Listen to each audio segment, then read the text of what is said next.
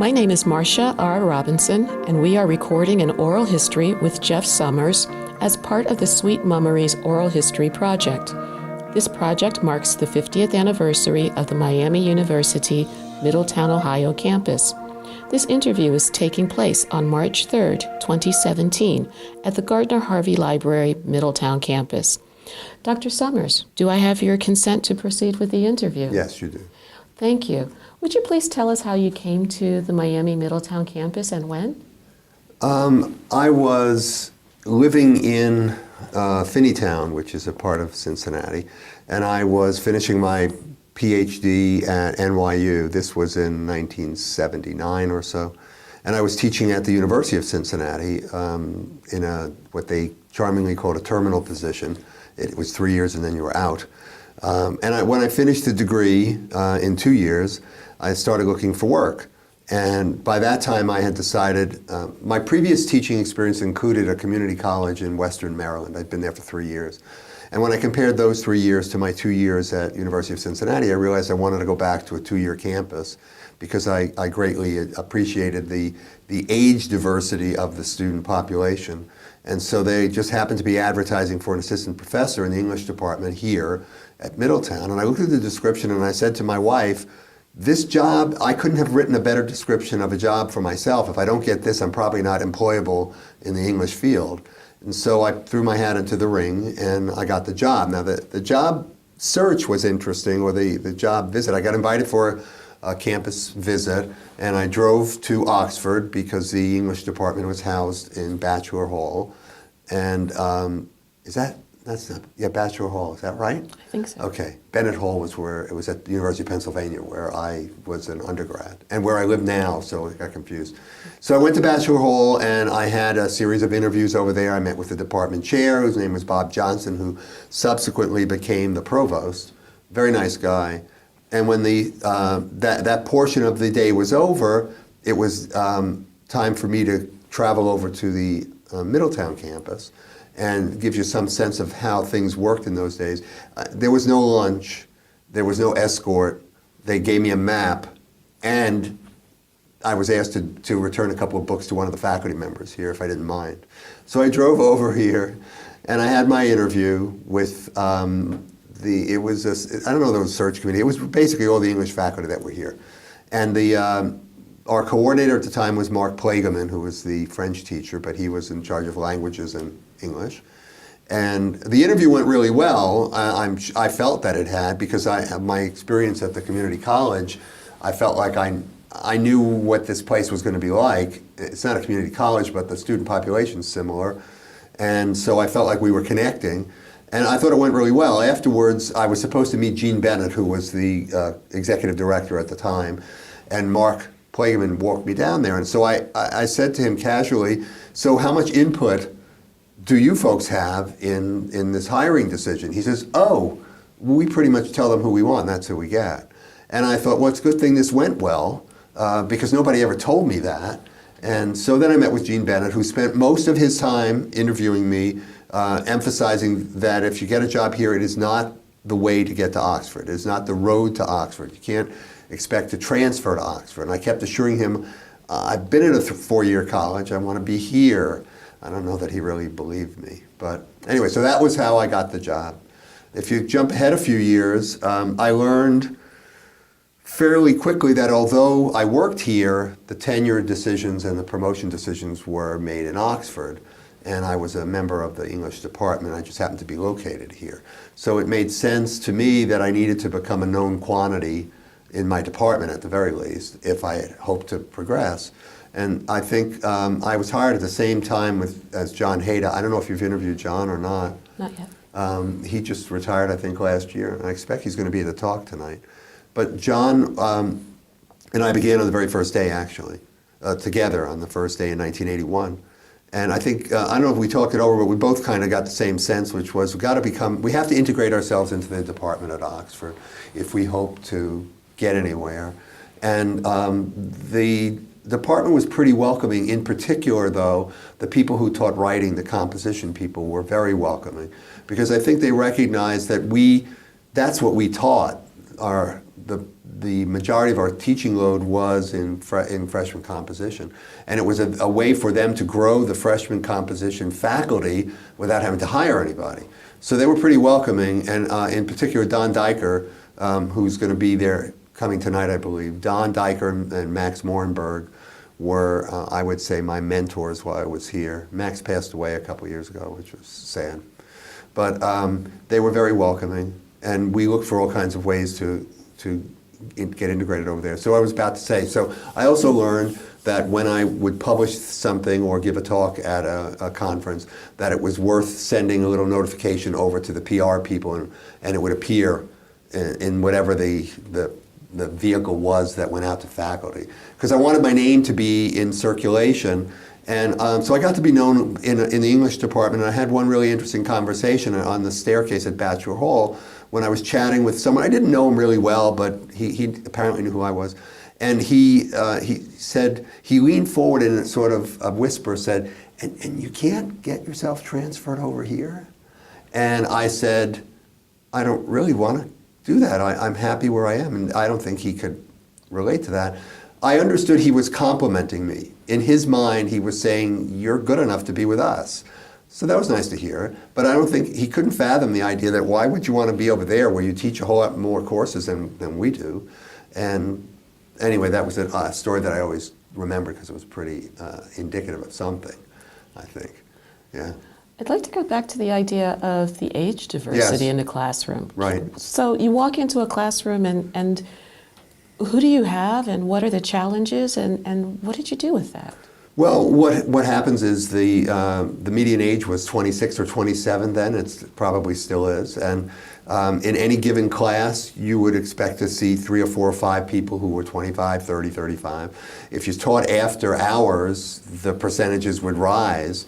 And those folks, are coming to school in spite of all kinds of other things that they have to take care of, work, family, and many of them are trying to compensate for the fact that they couldn't go to college earlier, weren't ready to, couldn't afford it, whatever.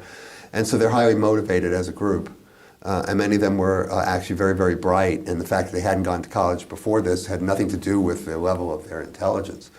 And so they enriched the class. Of course, there were good traditional age students as well, but this is what I miss. The last 10 years I've been at a 4-year college in the suburbs of Philadelphia, and it's very rare that I encounter older students. I was telling John just before, I'm teaching a literature course now that has one woman who's in her mid-30s with 3 little kids. That cries out Middletown to me.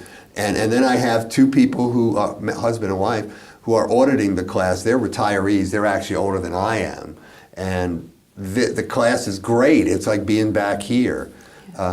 So some of the stories that I remember are we would be reading, there's one particular story that I like to use because it's really short and it's a way to start talking about reading literature. And in this story, the narrator refers to his romantic partner as the woman I love 5 times in a story this long.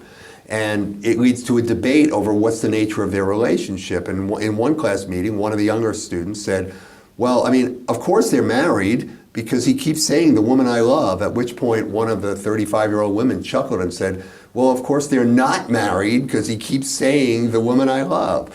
And they all looked at each other, you know, the life experiences were so dramatically different. And I'm going to talk in the talk tonight. I taught a course here I developed in true crime novels, true crime books. We read Truman Capote's famous In Cold Blood and a number of other books. And that was an evening class, and one of the students in the class, he didn't always show up in uniform, but during the day he was a security guy on the police squad at the Oxford campus. And we would periodically turn to him. I'm going to use his real first name tonight, but I won't now. We would turn to him and say, well, Joe, are the detectives really, can they really do that? And he would say, I don't think they have probable cause. They probably can't be doing what they're doing. So we would get this expert read on what the detectives in the book were doing because he had that expertise. Yeah, it was really kind of cool. Yeah.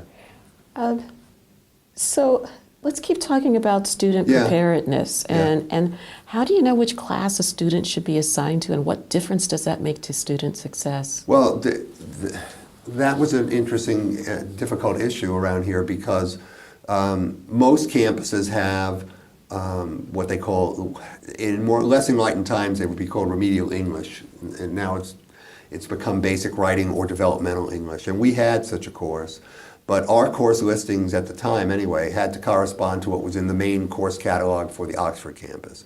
And they liked to delude themselves over there that they had there were no developmental writers or basic writers there, which is nonsense. There's actual published literature in my field about what they used to call the awkward squad at Yale. I mean, even the Ivies decades ago had courses for such writers. But anyway, there was no official basic writing course listed in the course catalog. So we developed our own stuff here, but we had no power to place the students into that course. All we could do was recommend that they take it, which sometimes they would, sometimes they wouldn't. The disincentive was that it was credited and count towards graduation. The incentive was that it presumably would have helped them. This compass business that John was talking about, we had a benighted administrator whose name I won't use, who unilaterally decided we were going to be more quote-unquote efficient and judge incoming students' preparedness for different English writing courses by using what's known as a compass test. Compass was an online editing test. I took it just to see what it was about, and it tested editorial skills. It'd be a sentence with 4 options for how to edit it. That has little to do with what we were doing in our writing courses, and it says very little about writing ability. And we objected to it. And we objected vigorously and for a long time. And eventually we got the permission to develop our own model for these kinds of evaluations. John was actually involved in this. John Tassoni and I and Cynthia Lewicki Wilson actually wrote and published an article in Writing Program Administrator, WPA Journal, about the writer's profile. Traditionally, students would be asked to come to campus, and lots of campuses, and given a prompt. You got an hour, here's a blue book, here's a prompt, write us something. And judgments would be made based on that, which is better than using short answer tests, because at least it's a direct evaluation of a piece of writing. But that timed writing with no time to prepare is not what we do in the writing courses either. So what we did is we came up with a writer's profile, which asked them a series of questions about their writing experiences and gave them an opportunity to do this writing at home and to bring in draft materials and the final draft and give it to us. And among the questions we asked them to address are here are the description of the different writing courses that we offer. Which one do you think is going to be best for you? And we would then, two of the English faculty, we got some money. People were getting $15 an hour, I think. And 2 people would read and decide that the options were, you belong in writing, what do we used to call it here, English 111, or you ought to be in the basic writing course, or you ought to be in this hybrid thing we made up, which was a combination of the English 111 with studio on it. But again, it was just a recommendation. But when we were making those judgments, it wasn't based entirely on the quality of the writing. It was often based on the content of the writing, because sometimes the students would be saying, I lack confidence, I need close attention, and it was all these cues to suggest we really ought to put you in this course where you're going to get some additional help. The writer's studio, and I don't know if you've done one of these with John Tassoni, but you ought to, and that's what you should get him to talk about, is the writer's studio. The whole studio approach. That was a course that met once a week for an hour with no more than 8 students in it. And there was no particular content. You would help them. They would work on the projects they were doing for the English 111 courses. And so that was the model that we used here. And eventually, Compass sort of fell by the wayside, thankfully. But it really was, what made me angry was that when it came time to use this test, the administrator in question never asked anyone in the English department what they thought of it, which seems kind of odd because they're the people on campus who would have known. And then we surely would have voiced some objection to it at that point.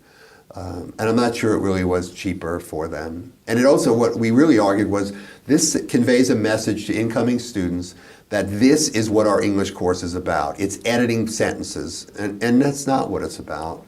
And students often have a misconception of writing courses coming in anyway.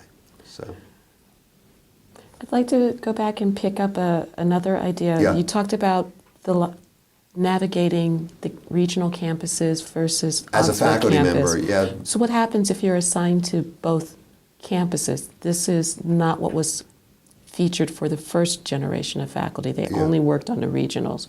Can you tell us what it was like to do both? No, because when I left here, that's how it was. I mean, my interaction with Oxford was, once I became a known quantity there, the department chair, Barry Shabbat, who was such an excellent department chair that he chaired our English department, which is a huge, noisy, obstreperous group of people, for I think 10 years. And when he was done with that, the dean asked him to be like an emergency step in to save this department. I think it was the communications department.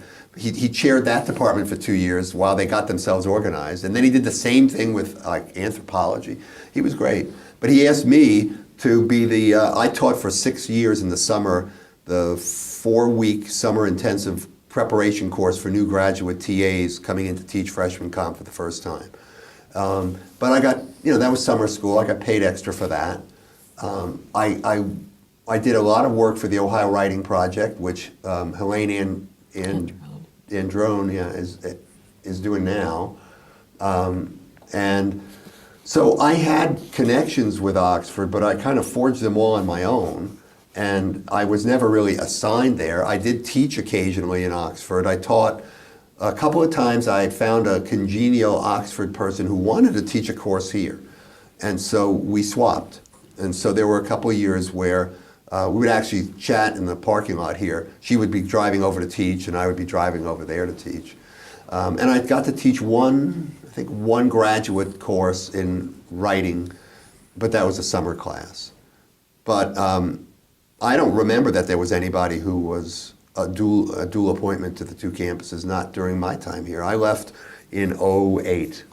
And so if there's a new model, I'm not really familiar. When I left, it was 3 discrete and separate campuses. So now I understand that Whitney Womack is the chair of the English department, and it spans both campuses. That was not the case even when I left in '08. Those things were all about to happen. What would have been some of the advantages if there had been regionalization prior to '08?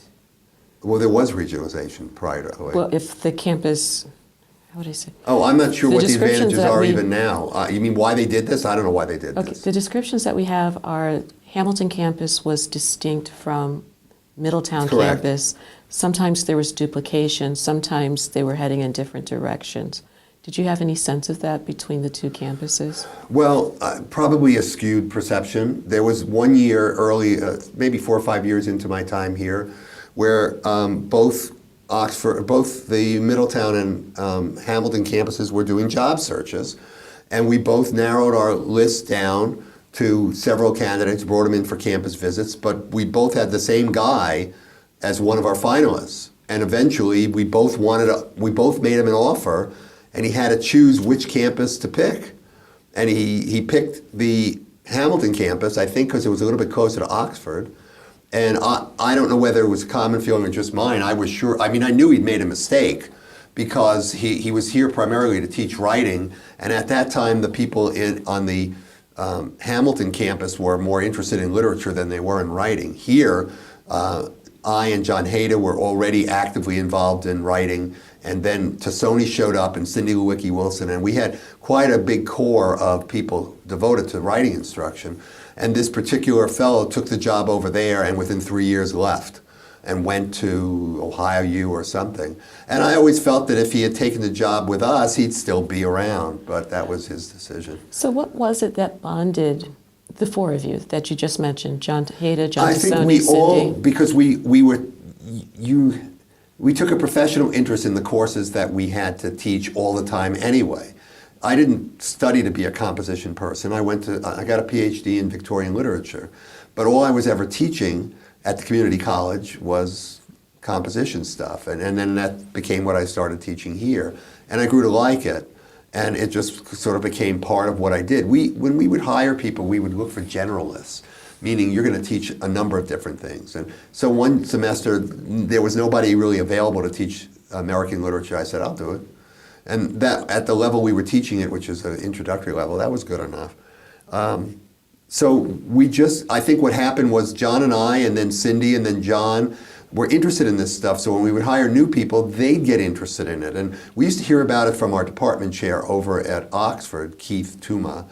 He would say there's something going on over there because everybody keeps getting involved in this writing stuff that we're doing. And I don't think, Cindy went on to become, her later interest became disability studies, and she became actually nationally prominent in it.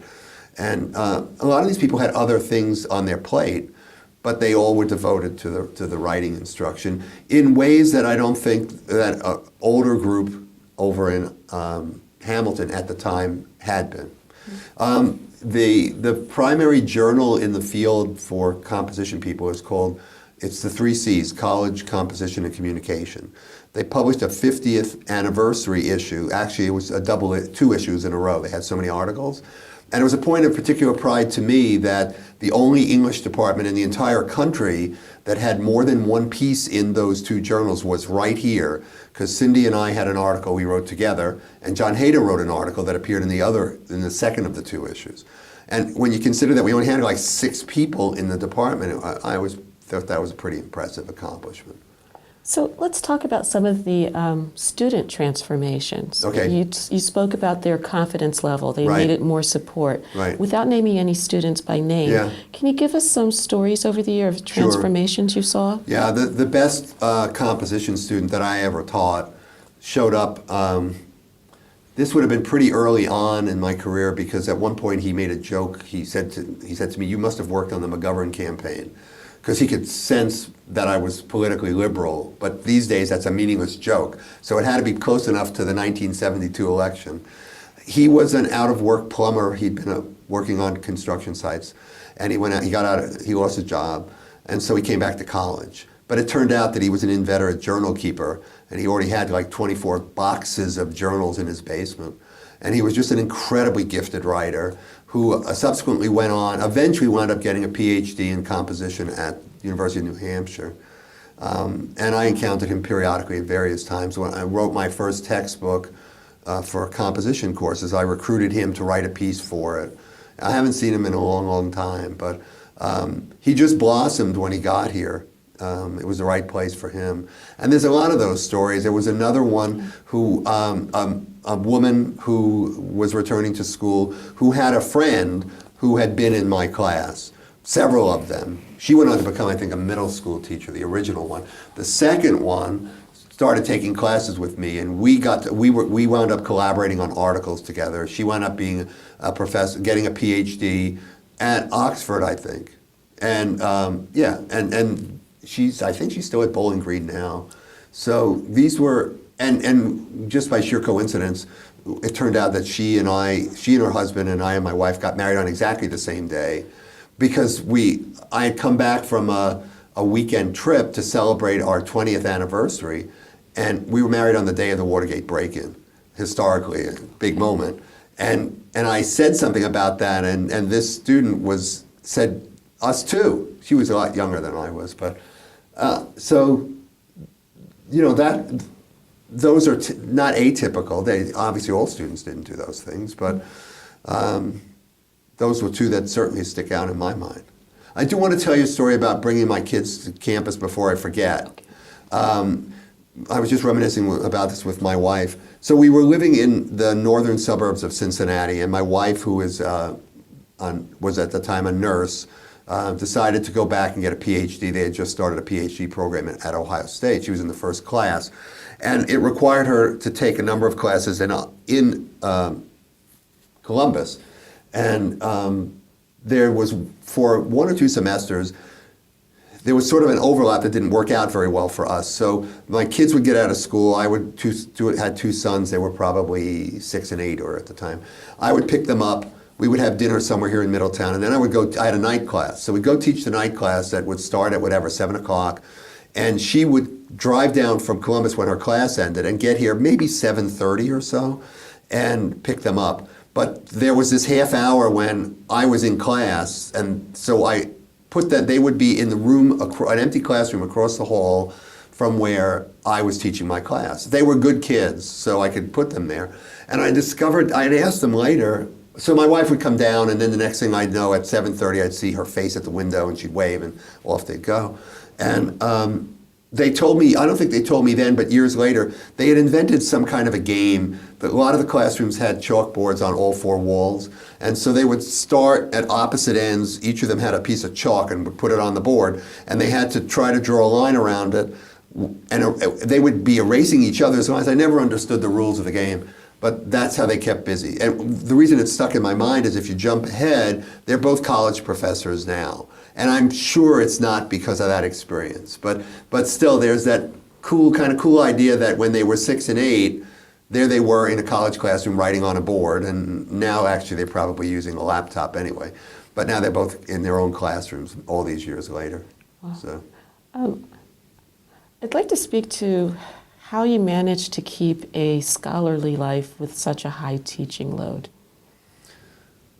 I think what happened was, well, okay, let me see. I'm trying to figure out how to explain this. When I left here, the reason I left here, by the way, was because my wife had gotten a spectacular job offer at the University of Pennsylvania, so we were going to move. And for the final year that I was the Associate Dean of Academic Affairs, I commuted from Philadelphia weekly. And when that year was up, I didn't really want to continue to commute. I wanted to be with her. And so I found this other job. And now I've lost the thread of my thought why I'm talking about this. What was your question? Oh, yeah.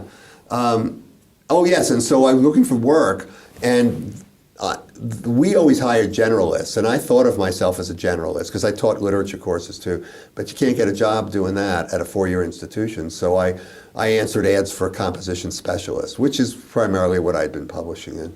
Although I was pretty pleased that I published anything I taught eventually, I usually published something about. But I know where I was headed. I've been on enough search committees now at my new institution to know that we only hire specialists. And they come in and one of their obligations is to give a job talk. And it's often so highly specialized that I think people, I don't know how you can really be interested. You just pretend to be. I never had that kind of a specialized research agenda. My research has always been, here's what's something really interesting that's happening in my classroom, and here's how I approached it, and here's the outcome. And so it's pedagogical research. And as long as the classes were interesting and the pedagogy was interesting, there was always something there to write. And so I would write it, and I'd do the writing in the smer. But I got in the habit of I saved stuff.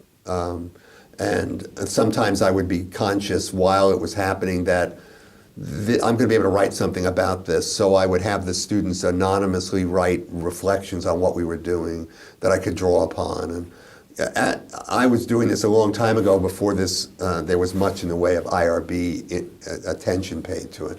But then I modified and adjusted. But only once in my career did I ever have a planned study, maybe twice, where I went through the IRB approval process before it happened. I had a year as a Carnegie Scholar in the Carnegie Academy for the Scholarship of Teaching and Learning. And for that, I had a formal study that I did.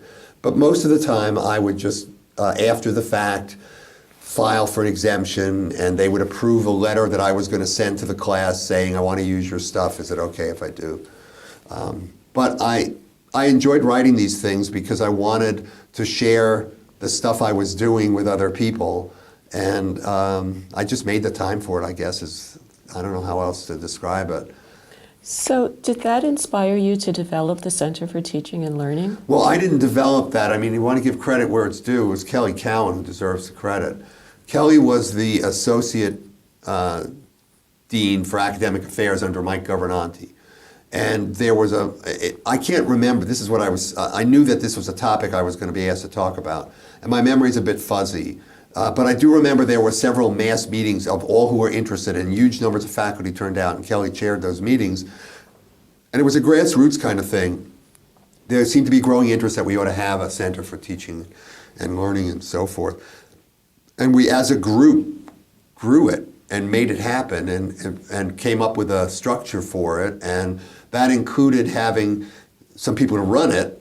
And I don't remember how I became the director. I wanted to be, and I guess, I don't know that I was elected. I somehow got fortunate I was able to do it.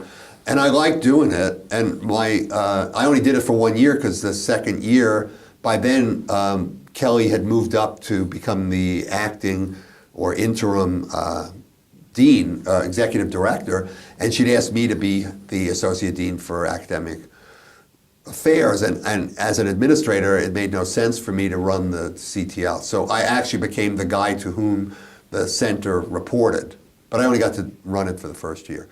The highlight of that first year, from my standpoint, was we once a month had what we call conversations about teaching, which took place on, I think, Fridays at noon. And we had a modest budget, so we would provide a box lunch for the first 20 people who came, we would say. And we drew 20 to 25 every single time. I remember I would usually bring the food. One time I remember going to Qdoba and coming in with 20 assorted burritos or whatever. And we had different topics. The one that I do remember was, there was an article, a famous article by an English professor named Randy Bass called "What's the Problem Here?" And it's sort of a seminal piece in the whole scholarship of teaching and learning field, because what he poses in this article is the notion that teaching problems, rather than looking at them as things to be solved, why don't we look at them as research opportunities? And so my agenda was, we'll have a Friday conversation about this. Please read this. Come and we'll talk about it. And afterwards, I had intended to see if I could put together a working group on the scholarship of teaching and learning, and I did. So I sent out an announcement, who wants to join this? And we rounded up 8 or 10 people, including Kathy Bishop-Clark and Beth Euler. I don't know if Beth's still around here or not. She was in sociology. The two of them did a lot of collaborative work in scholarship of teaching and learning. Very different kind of work than I do, because they were social scientists. But that group met, I would say, for 2 or 3 years, and I know that a couple of the members went and did presentations and went to other universities to study scholarship of teaching and learning. So it was very rewarding to do the center, and I was happy that it continued, and it morphed and developed in lots of different ways. I'm not quite sure what they're up to now. I understand from John Tassoni that when they were trying to figure out who to bring in to give this 50th anniversary talk, he mentioned my name as the person who had been the first director, and got nothing but blank stares from the people in the room, because I guess all of them got here after I was gone and didn't know who I was, which is fine. I understand that.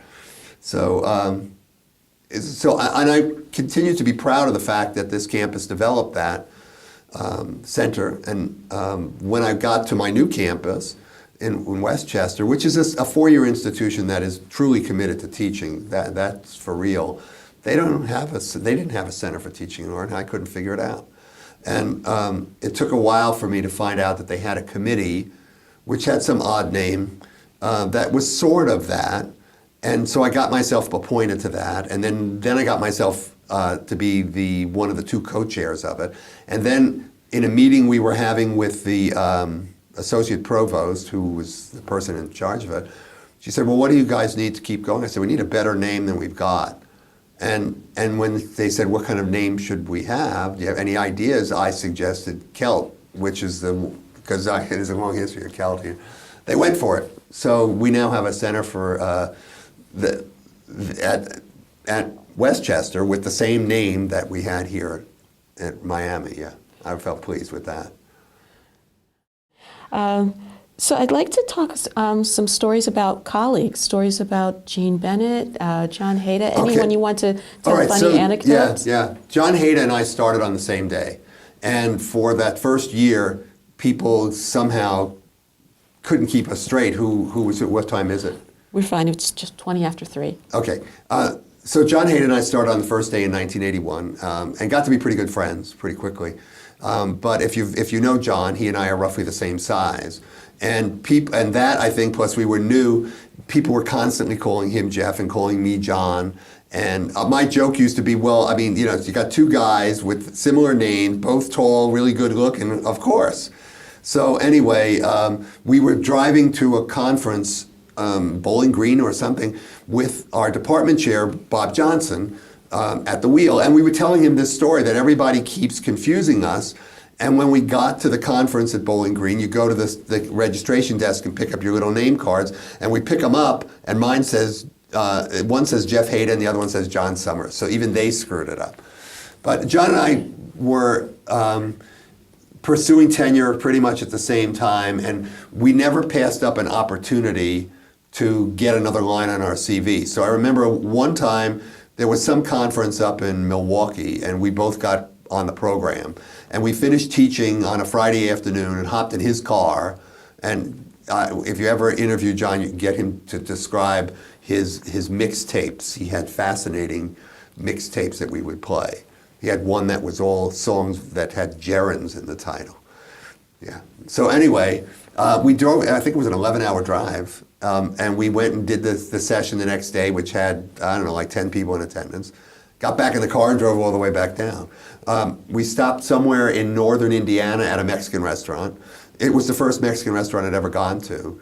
And I think we ate 7 baskets of chips and salsa, because I'd never had it. It was unbelievable stuff. One of these trips that he and I took, this is a long time ago, we were in the lobby, and I think we were the only ones that recognized Bono and The Edge and the whole group from U2 who were walking through the lobby. They were doing a concert. They were pretty new, but we knew who they were. That was exciting. And it was another conference where a whole bunch of NBA players walked in, and we recognized them. So John and I were busy chasing around. That was one of the things that was so wonderful about getting tenured, because we understood now you can say no. You don't have to do everything anymore. Because it is kind of crazy to drive 22 hours to do a 45-minute presentation to 11 people, but it gets you a line on a CV. Yeah. And then Cindy Lewicki Wilson we hired, I think, in 1990. And I invited her because we got to be pretty good friends, and she was good to collaborate with. So I had an idea for a textbook, and I asked her if she wanted to work on it with me, and she did. And so we actually published a textbook with St. Martin's Press, but it was a good experience working together, and I've done a lot of collaborative work. There's lots of ways to do it, but we did the 4 hands on the keyboard model. I mean, we would have a chapter on the screen, and one of us would be typing, the other one would reach over and type something else. And what I also remember is her son was, my kids were in school, and her youngest son was in school, and we had an absolutely atrocious winter with snow and cancellations, and it was very difficult for us to get together to work on the book. But we trudged through it, and we got it done. The concept of the book, I had done a book on my own that hadn't really sold very well, and it helped me get tenure, and I got an advance, so it was okay. But I was talking to an editor sometime later from St. Martin's, and she said, well, do you have any other ideas in mind? And I said, yes, I do, actually. I want to do a collection of essays that we would call the 2-year college reader. And it would be essays about life at the 2-year campus and about students at the 2-year campus. And it would feature writing by students at the 2-year campus. And she encouraged me to write a book on it. So we did. I think it was a pretty well-conceived book. But I kept saying to Cindy, they're never going to let us publish this with this title. And they never said anything. And so we just kept working for a couple of years and they would send out the manuscript and get pretty good reviews. And then all of a sudden, one day, 2 years into this, we get a little note. They're having second thoughts about the title. So we asked them to ask some of the reviewers about it. And that produced some mixed response. But even some of the 2-year campus reviewers said, well, I would never order a book from my campus with this name. The implication being it must be something inferior if it was called that. And you know that nobody at a 4-year institution is ever going to buy a book with this title. And we said to our editors we didn't expect it to be used there. So anyway, they finally said, you got to change the title. And I got so fed up, I sort of resigned from the title discussion. And Cindy handled that. She was more even-keeled. So we wound up calling it from community to, what was it called? from college to community, I think. And the college and community were bigger letters in the title. It was pretty clever, I thought. But anyway, there was a sort of, I think, a self-loathing on the part of some of the two-year college faculty, and a sense that this is not really academic world. But that's not how we felt about it. So anyway, we did that book, and then subsequent to that, she came up with a project, and we co-authored this article that I mentioned earlier that appeared in the 3C's 50th anniversary issue. And that's had a long shelf life because a book just came out in the past 6 months called, I can't remember the title, but it's intended to be a collection of vital readings for those who teach at two-year colleges or train people to teach at two-year colleges. And it features reprints of important articles, including that one. Yeah, which is very nice to see. It has, and it's frequently cited. It was Cindy's baby, but I worked on it with her, so that was good. Well, congratulations on that. That's very inspiring. Yeah. I'd like to talk about some of the literary vehicles on campus, whether it's the radio station or the newspaper, Chaos. Do you remember that? Or? Well, I didn't have anything to do with the radio station. That was John Hayda. He worked with them for years. I was the advisor to the newspaper. Is it still called Chaos? It's out of print, it's Chaos, print. Yeah. Okay. Apparently the name Chaos came about in the turmoil of the 1960s. It was Chaos with a K. It was an incredibly stupid name that was meaningless. And whatever meaning it had, evaporated when the time period passed. And the only people on campus who really knew why it was called Chaos were people who'd been here forever, whose history went back far enough. So I wanted them to change it to something more newsworthy, like a journal, not fake news, but real news. And I kept agitating with the different editors whenever we'd get new editors, go in there and try to get this changed. And the administration was very resistant. And I'm not surprised to hear that it changed, but I don't think that change happened before I left. I remember we got real close at one point, and then one administrator who seemed to have some say in it said, no, we're going to keep it. It was just dumb. So talk to us about some of the writers, because reading through some of the past issues, it seemed that there were some very lively personalities. Can you describe what some of the editorial meetings might be like? Oh, I didn't go to the editorial meetings. You didn't go to those? No. Okay. My job was ceremonial, I think, as the advisor. I know one of the people that was heavily involved was a student who was in a lot of my writing classes, a returning student. And she was an incredibly gifted writer. But I don't know that I have anything else that I can really remember about that. I'd like to talk about some of the student activities and student life that you witnessed. What did students do here besides go to class? Did you see anything else, any organizations? There was, I think, one thing I do remember was at the end of there was a picnic that we had out between the library and Johnson Hall to commemorate the end of each academic year. And there was always one of those, I'm forgetting what they call it, where there's somebody sitting on a seat above a pot of water and you throw the dunking booth. And faculty would take turns sitting in the dunking booth. And I had a colleague named Elizabeth Krukowski who had been here for many years when I came in here and was a real gentle, wonderful soul. And she was so distraught over those dunking booths every year. We kept explaining to her, nobody is being forced to participate. It's all in good fun. The faculty in there are enjoying it. They want to do it. And she thought it's so humiliating, it's so degrading. She was overcome. It was very interesting. So I don't think she went anywhere near that activity when it was going on. Yeah.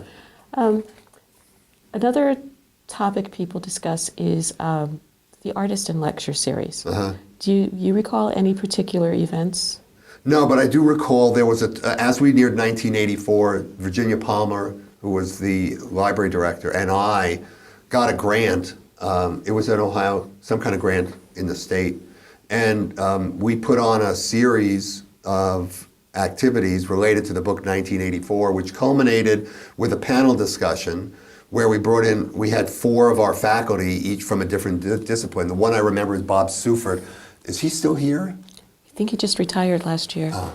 He ran that research, he had a little research group. Anyway, it wasn't little. Anyway, Bob was on it because he was a sociologist. I don't remember who the other faculty, there was probably one of the English faculty too. And it was a panel discussion to talk about 1984.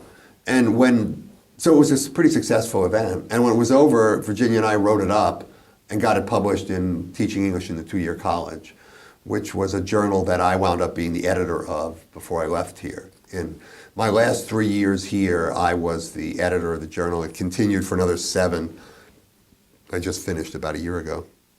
There's a picture I've seen, if you've seen the advertising for this talk tonight, there's a bunch of pictures that I'm in. There's one where there's 4 of us sitting around a table. And the reason that picture was taken is that all 4 of those people at that time were editing different professional journals, which is pretty impressive for a campus this small and a 2-year campus at that. Eric Melby was in the picture because he was doing the Segway online creative writing journal. And Brian Domino, who I think is still a member of the faculty, I think he was editing the Nietzsche letter or something like that. And I'm trying to remember who the 4th one was. There was a 4th person. And I don't remember now who that was, who's also editing a journal. It didn't include Mickey Sarquis, who's a legendary name around here. I don't know if you've heard about her. Mickey Sarquis was the editor of a chemistry education journal designed for secondary teachers, and got millions and millions of dollars in grants for her activities year after year after year after year. Mickey retired, I think, just about a little bit before I left from here.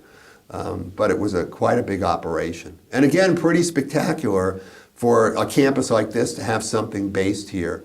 I think there was some question about when she left what was going to happen to it. I don't know what happened to it, but I think it was pretty much going to be scarfed up by Oxford. And I don't know if it continued or not. I think it did go to Oxford. Any stories about Mark Plageman? We've interviewed him. Any stories you'd like to add?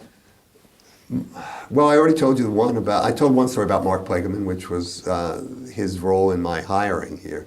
Mark was a really kind, gentle person who was our coordinator of humanities and English and French and whatever.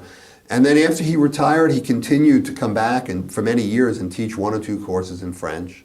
And he was always a good-natured soul, a happy guy, and he was very nice to new faculty. I appreciated how nice he was to me. I haven't seen or heard from Mark in ages. You just missed him by a couple of weeks. I'm sorry.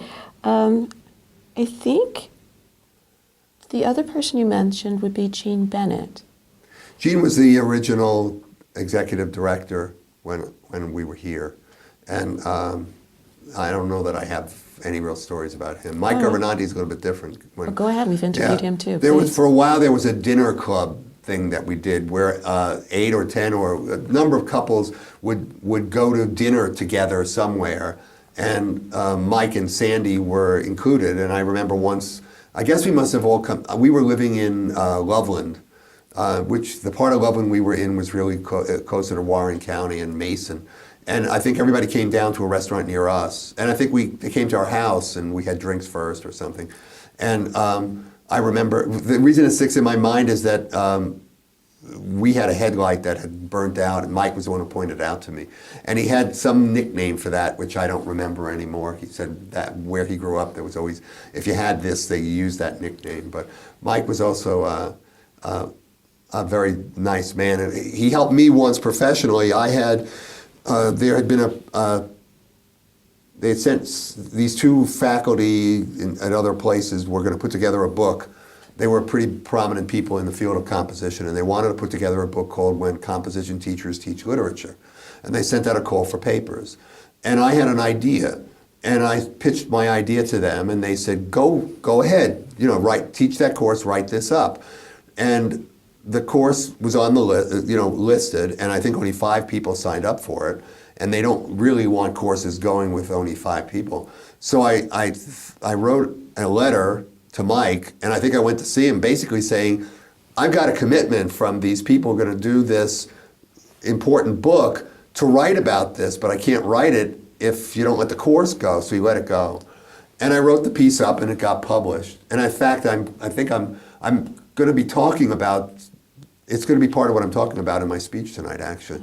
And so that I appreciated that. I mean, he was willing to, I don't know economically if it made any sense, but professionally it was good for me to be able to write about this particular teaching experience that I was on the verge of having. So he was very supportive in that way. Whoever was in that office was always supportive. When I got the scholarship, the Carnegie thing, there was a pretty big splash in the media around here about that, and I think Kelly had a lot to do with that. So I appreciated that. It was nice. One of the things I remember, my fondest memories here, were I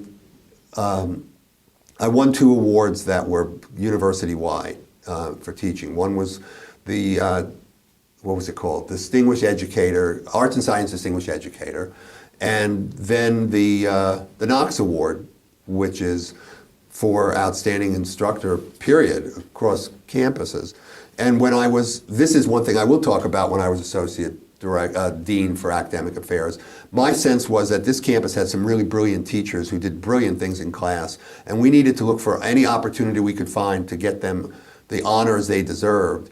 And so I collaborated with an English faculty member named Kate Ronald, and we nominated and got John Tassoni the Distinguished Educator Award. And a couple of years after that, I nominated Kathy Bishop-Clark for the Knox Award, and she won that. I also nominated Rob Shorman for that award, and he deserved it, but they found somebody else. But I thought if the administrators don't look out for these kinds of honors for the faculty, who's going to do it? So that part of the job I liked. Okay. Yeah. Are there any other stories you'd like to make sure are recorded to be viewed, say, in 10 or 50 years? Oh, that's interesting. I'm sure I remember stories after I finish here that, well, I'll tell one story that I'm going to tell in my talk tonight. I learned early on from when I was teaching here that the seating arrangement in a classroom is pretty important when it comes to trying to have class discussions. And the fact that I'm giving a lecture tonight is pretty odd, because the only other lecture I ever gave in 28 years was when I got the award from the dean. I had to give a talk, otherwise I don't do lecture classes. So we sit in a circle, and in one particular class, about halfway through the class meeting, one of the women in the class, one of those 35-year-old returning women students, gets up, walks across the room, and sits down on my lap. And I went, I did a double take, and I looked at her and I said, don't you want to go back to your seat? So she went back to her seat. I later found out, she told me after class, she was fulfilling a class assignment. Jean Lynch, who was in sociology, was teaching a course in social deviance, probably. And the assignment was go out and violate a social norm, see what the reaction is. I got an email from Jean later in the day. She said, I intended them to go to the library and break into song, or get on the elevator and face the back of the elevator, not doing what this student did. And she said, I asked the student, whose class were you in? And when she told me it was yours, I said, oh, thank God, he'll know how to handle that. And what I learned from the experience was the student had that same thought. She thought, I can do this, he'll figure out a way to handle it appropriately. And what I learned from that, and this is what I'm talking about tonight, is that, yeah, the students have to fill out course evaluations at the end of every semester, but they're perpetually making judgments about us. And it seems like maybe we ought to be aware of that, because I'm not sure I always was. And so in this case, she had formed the judgment that I can trust him to not go crazy or do something stupid or whatever. And so that was important. And the story that goes along with that, and I'm not supposed to be naming names, I'd like to, because this is a co-author. I invited one of my undergraduates, who's now a high school teacher, I think somewhere in the area, to co-author an article with me. For a long time I've been, when students hand in their written work to me, I don't write comments, I record comments. Initially it was on tape cassettes, now it's screen capture software. But I wanted her to co-author a piece about that with me and give a student's perspective on what it's like to receive this audio response to your writing. And one of the things that she talked about in it was that after she had heard the first of these, she realized that, okay, I can trust what he's saying. He sounds like he knows what he's talking about. And it never really dawned on me that I had to prove that to the students. I kind of figured my name is on the class list. I got a PhD. They're going to just, I took for granted that they would just assume I knew what I was doing. But in her mind, I had to sort of establish those credentials. It was worth knowing that.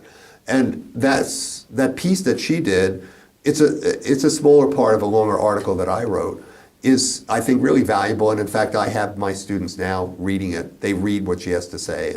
And one of them said to me recently, well, was she in your class? She must have been in your class. And I said, yeah, we were doing tapes in those days. But so I don't know how I got onto those stories, but.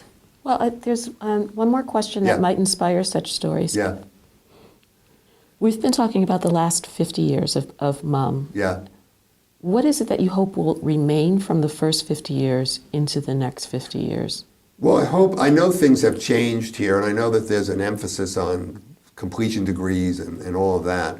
But what I treasured about my time here was the students who blossomed when they got an opportunity to come to college, who had, for a variety of reasons, never come before. And that, I don't think, describes people who have already got degrees somewhere, 2-year degrees, and want to complete them. So I hope that never disappears. One of the other stories I'll tell tonight is about things have, from my perspective, worsened. There's even more and more of high school students and even younger attending college classes because they can collect credits and get out of college sooner. I'm not sure there's much to be said really for that educationally. But at one point, Ellen Marie Walrath, a colleague, and I decided we want to investigate this.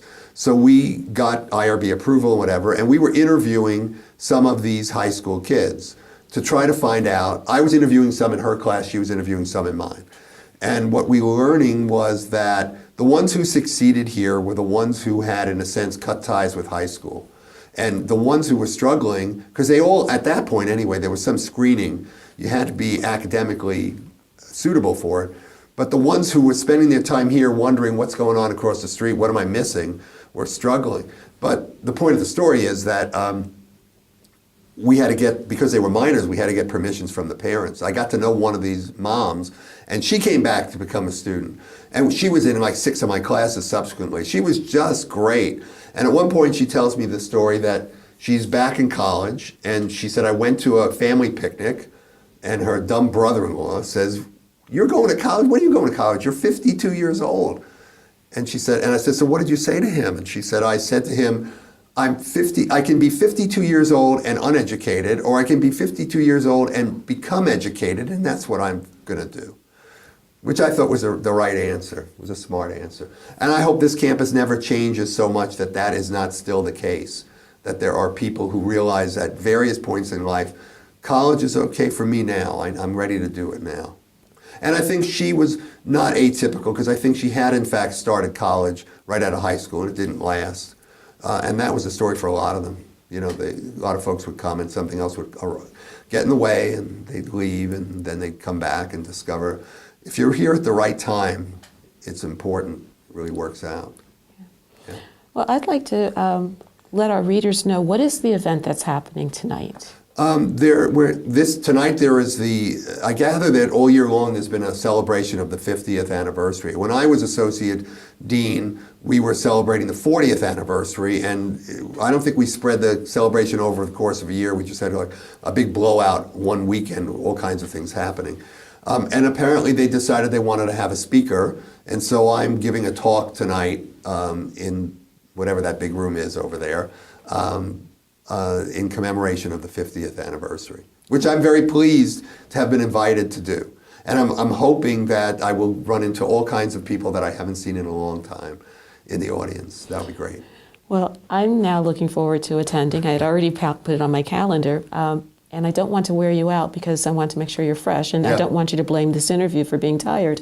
So do I have your permission to discontinue recording? Oh, yeah, sure. All right. You can well, stop. Thank you. Sure.